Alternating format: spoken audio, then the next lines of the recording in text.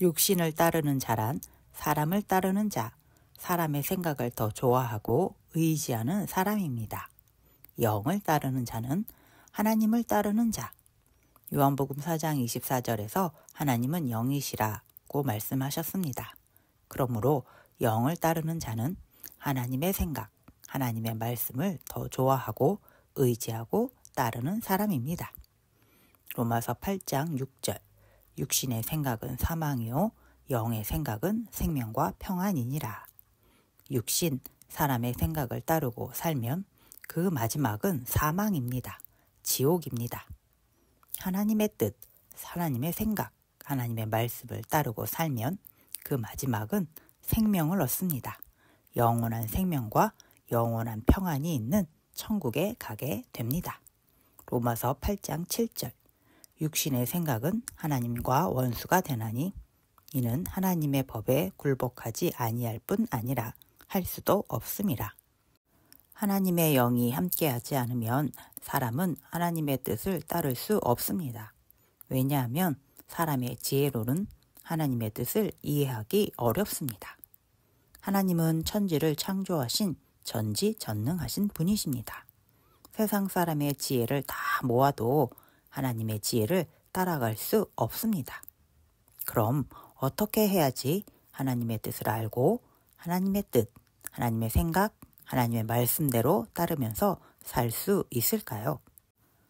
로마서 8장 9절. 만일 너희 속에 하나님의 영이 거하시면 너희가 육신에 있지 아니하고 영에 있나니 누구든지 그리스도의 영이 없으면 그리스도의 사람이 아니라. 하나님의 영이 우리 안에 계시면 우리가 하나님의 뜻을 알 수 있게 됩니다.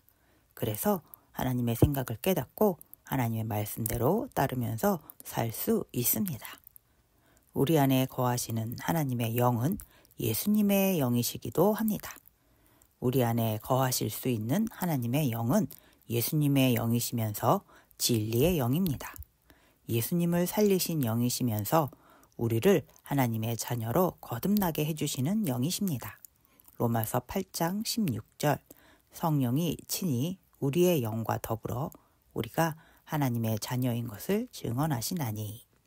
우리 안에 거하실 수 있는 하나님의 영, 예수님의 영, 진리의 영이신 분의 이름은 성령입니다. 성령 하나님이십니다. 성령 하나님과 함께하는 사람은 하나님의 자녀입니다. 성령 하나님과 함께하는 사람은 하나님의 말씀을 들으면 깨달을 수가 있습니다. 우리 안에 계시는 성령 하나님께서 하나님의 말씀을 다 이해하시고 우리에게 가르쳐 주시는 것입니다. 그래서 믿음이 더욱 튼튼한 하나님의 자녀가 될 수 있도록 인도해 주십니다.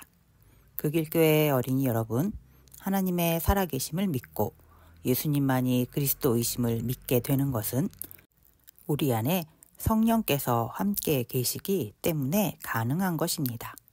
성령께서 가르쳐 주시는 하나님의 말씀을 잘 깨닫고 열심히 따라가는 멋진 하나님의 자녀가 됩시다.